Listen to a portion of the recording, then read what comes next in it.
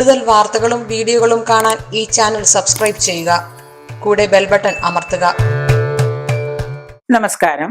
നിലവിളക്ക് കരിന്തിരി കത്തിയാൽ, പലതവണ പറഞ്ഞിട്ടുള്ളതാണ്. നിലവിളക്ക് കരിന്തിരി കത്തിയാൽ, നിലവിളക്ക് കരിന്തിരി കത്തുന്നത് ഗുണമോ ദോഷമോ എന്ന് പലതവണ പറഞ്ഞിട്ടുണ്ട്. പല പ്രാവശ്യം നമ്മൾ അതിനെക്കുറിച്ച് സംസാരിച്ചിട്ടുണ്ട്. എങ്കിലും എണ്ണ ഒഴിക്കുന്നതും തിരി കത്തിക്കുന്നതും ഒക്കെ പറഞ്ഞിട്ടുണ്ട്. നിലവിളക്ക് ഒരിക്കലും തറയിൽ വെച്ചോ അധികം ഉയരത്തിലല്ലാത്ത പീഠത്തിലോ ഉയരമുള്ള പീഠത്തിൽ വെച്ചോ നമ്മൾ വിളക്ക് കത്തിക്കരുത്.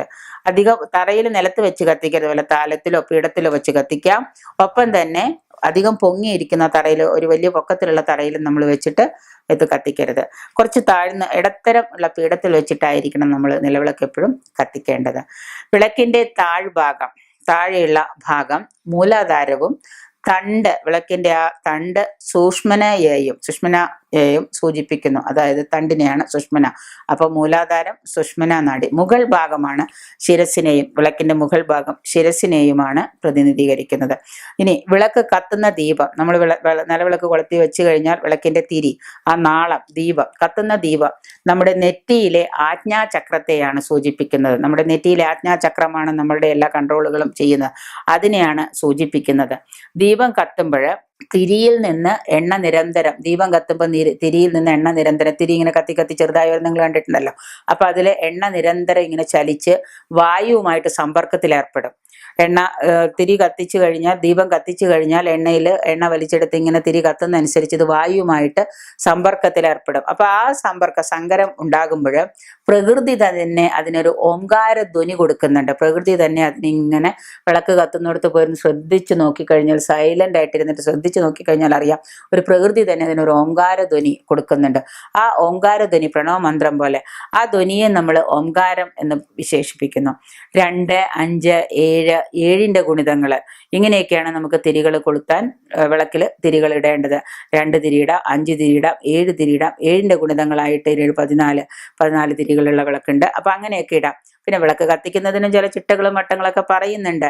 അപ്പൊ ഈ നിലവിളക്ക് കൊളുത്താൻ ഇങ്ങനെ നമ്മൾ തിരികൾ ഇട്ടിട്ട് വേണം, ഇതിന്റെ ഗുണിതങ്ങളായിട്ടുള്ള തിരികൾ വേണം. ഇനി ഇതൊന്നും ചെയ്യാൻ പറ്റുന്നില്ലെങ്കിൽ 2 തിരിയിട്ടോ അല്ലെങ്കിൽ 5 തിരിയിട്ടോ മാത്രം വിളക്ക് കൊളുത്തുക. പലതവണ നമ്മൾ ഇത് വീഡിയോയിൽ പറഞ്ഞിട്ടുള്ളതുമാണ്. വിളക്കിന്റെ നെയ്വിളക്കാണ് മഹത്തരം.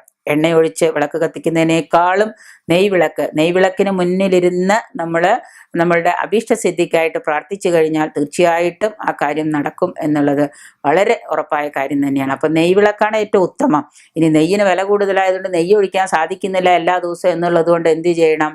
15 സെക്കൻഡെങ്കിലും നെയ്യ് ഒഴിച്ച് വിളക്ക് കത്തിച്ചാൽ ദീപത്തിന് അത്രയ്ക്ക് ഐശ്വര്യവും മഹത്വം ഉണ്ട്. അപ്പൊ അതുകൊണ്ട് അത് സാധിക്കുന്നില്ല എങ്കിൽ ശരിക്കുള്ള സാക്ഷാൽ എള്ളെണ്ണ കൊണ്ട് തന്നെ, വിളക്കെണ്ണയോ മറ്റെണ്ണകളോ ഉപയോഗിക്കരുതെന്ന് പല പ്രാവശ്യവും നമ്മൾ പറഞ്ഞിട്ടുള്ളതാണ്. എള്ളെണ്ണ കൊണ്ട് തന്നെ നമ്മൾ വിളക്ക് കത്തിക്കുക. ഈ എള്ളെണ്ണ ഒഴിച്ച് ശുദ്ധമായ വെളിച്ചെണ്ണയോ ആയാലും കുഴപ്പമില്ല. ശുദ്ധമായ വെളിച്ചെണ്ണ ഉണ്ടെങ്കിൽ അത് ഉപയോഗിക്കുന്നതിന് തെറ്റില്ല. കാരണം എള്ളെണ്ണ കിട്ടുന്നില്ല എങ്കിൽ ശുദ്ധമായ വെളിച്ചെണ്ണ, മായം ചേരാത്തത്, പുകയോ കരിയോ പടലോ ഒക്കെ പിടിക്കുന്നതായ അശുദ്ധമായ എണ്ണ ഒഴിച്ച് വിളക്ക് കത്തിക്കുന്നത് അശുഭവും നിങ്ങൾക്ക് ദോഷവും ഉണ്ടാക്കുന്ന കാര്യങ്ങളാണ്. ഈ ചീത്ത എണ്ണ കൊണ്ടുവന്നിട്ട് വിളക്കിലങ്ങ് ഒഴിച്ചു കഴിഞ്ഞാൽ ആളി കത്തി നാരായൊക്കെ കരി പിടിച്ച് പുക പിടിച്ച് അത് വളരെ ദോഷവും അശുഭവുമായ ഒരു അശ്രീകരമായ ഒരു കാര്യം തന്നെയാണ്. എണ്ണയെ ശരീരമായിട്ടും തിരിയെ ആത്മാവായിട്ടും ജ്വാലയെ ആയുസ്സായിട്ടും ആണ്, വിളക്കിനെ ഭവനമായിട്ടുമാണ് നമ്മൾ സൂചിപ്പിക്കുന്നത്. ഒരു വീട്ടില് നമ്മുടെ ശരീരം വളരെ തേജസ്സോടെ നിൽക്കുന്നു എന്ന് കാണിക്കുന്നതാണ് ഈ വിളക്കിനെ നമ്മൾ, സാക്ഷാൽ വിളക്കിനെ നമ്മൾ പ്രതിനിധീകരിക്കുന്നത്. അതായത് എണ്ണ ശരീരമാണ്, തിരിയാണ് ആത്മാവാണ്, കത്തുന്ന തിരി ആത്മാവാണ്, ജ്വാല തിരിയിലെ ദീപം എന്താണ്? ആയുസ്സാണ്. വിളക്കിന് ഭവനമായിട്ട്, മൊത്തത്തിൽ വിളക്കിന് ഭവനം, വീടായിട്ടാണ് നമ്മൾ കണക്കാക്കുന്നത്.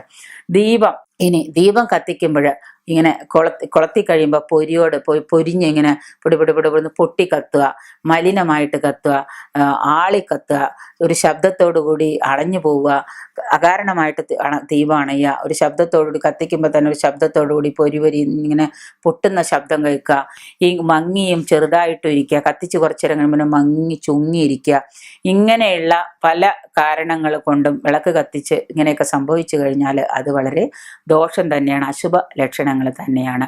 വീടുകളിൽ പതിവായിട്ട് ഇത് സംഭവിച്ചാൽ, വീടുകളിൽ വിളക്ക് കത്തിക്കുമ്പോൾ ഇങ്ങനെ ഒച്ചയുണ്ടാവുക, അകാരണമായിട്ട് ആളി കത്തുക, എന്നിട്ട് പതുക്കെ മങ്ങിപ്പോവുക, അല്ലെങ്കിൽ മലിനമായ രീതിയിൽ വിളക്ക് കത്തുക, വിളക്ക് ശുദ്ധമായിട്ട് തുടച്ച് വൃത്തിയായിട്ട് കത്തുന്നില്ല എന്നൊക്കെ ഉണ്ടെങ്കിൽ തന്നെ, വീടുകളിൽ അങ്ങനെയാണെങ്കിൽ അശുഭ ലക്ഷണമാണെന്ന് കരുതി ജപഹോമാദികൾ എന്തെങ്കിലുമൊക്കെ ചെയ്ത് നിരന്തരമായ പ്രാർത്ഥന, നാമം ചൊല്ലലൊക്കെ ചെയ്ത്, നാമമൊക്കെ ചൊല്ലി, ഈശ്വര ഭജനയൊക്കെ ചൊല്ലി ആ ദോഷം നമ്മൾ ഇല്ലാണ്ടാക്കണം.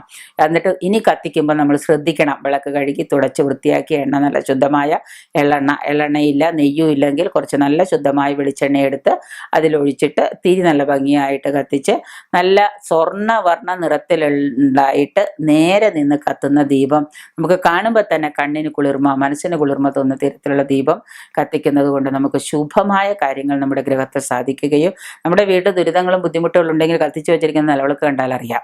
അപ്പം അതുകൊണ്ട് നിലവിളക്ക് എങ്ങനെയാണോ ചെയ്യേണ്ടത് അതുപോലെ ഭംഗിയായിട്ട് കത്തിച്ച് സ്വർണ്ണവർണ്ണ നിറത്തിൽ നല്ല ഭംഗിയോടെ നേരെ നിന്ന് കത്തുന്ന ദീപത്തോടു കൂടിയുള്ള ദീപമായിരിക്കും നിങ്ങൾ കത്തിക്കേണ്ടത്. കരിന്തിരി ഒരിക്കലും കത്താൻ നിങ്ങൾ സമ്മതിക്കരുത്. കത്തിച്ചു കഴിഞ്ഞാൽ ആ വിളക്ക് പുഷ്പം കൊണ്ടോ അല്ലെങ്കിൽ എണ്ണയിലേക്ക് തിരി താഴ്ത്തിയിട്ട് കിടത്തി വെച്ചിട്ട് വേണം നമ്മൾ വിളക്കിൻ്റെ അടുത്തുനിന്ന് മാറാൻ. വിളക്ക് ഒരിക്കലും കരിന്തിരി കത്താൻ പാടില്ല. വിളക്ക് കരിന്തിരി കത്തുന്നത് കൊണ്ട് അശുഭമായ കാര്യങ്ങളും കടം ഉണ്ടാവുകയും ചെയ്യും. കടം വർദ്ധിക്കുന്നതും ഈ ഒരു പ്രവണതയാണ്. അപ്പം അതുകൊണ്ട് അതിനെ ശ്രദ്ധിച്ച് നമ്മൾ വിളക്ക് കെടുത്തി വെച്ചതിന് ശേഷം മാത്രം കുറച്ച് 1-2 പൂക്കളൊന്നുള്ളി വിളക്കിന് കീഴെ ഇടുക. വിളക്ക് കിടത്താൻ നേരത്തെ അതെടുത്ത് വിളക്ക് കിടത്തി വയ്ക്കുക. അങ്ങനെ വേണം ചെയ്യാൻ. സ്വർണ്ണ നിറത്തിൽ പ്രകാശത്തോടു കൂടി കത്തുന്ന ഒരു ദീപം, നേരെ ഉയർന്നു പൊങ്ങുന്നൊരു ദീപമായിരിക്കണം നിങ്ങൾ വിളക്ക് കൊളുത്തുമ്പോൾ ഉണ്ടായിരിക്കേണ്ടത്.